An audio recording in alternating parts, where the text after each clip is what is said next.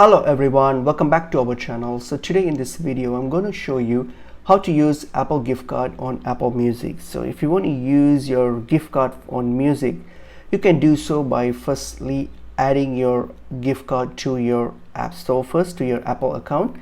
To do so, open up your App Store and then hit on your profile here on your top right, and then what you have to do, simply select redeem gift card. So select that, and then all you have to do now is just take a photo of your gift card, or you can also enter the code manually. Either way, you can just add it to your Apple account. So once you add it to your Apple account, so your balance from your gift card will be added to your Apple account. So now that you have the sufficient balance on your Apple account, you can simply open up your Apple Music and then hit on redeem, and then you can simply select how you want to make the payment and then hit on subscribe. So when you hit on subscribe, the payment will be deducted from your Apple account, so which you have just transferred through, which you have just topped up through your Apple gift card. So that's how you can use your Apple gift card on Apple Music. So hope this video was helpful.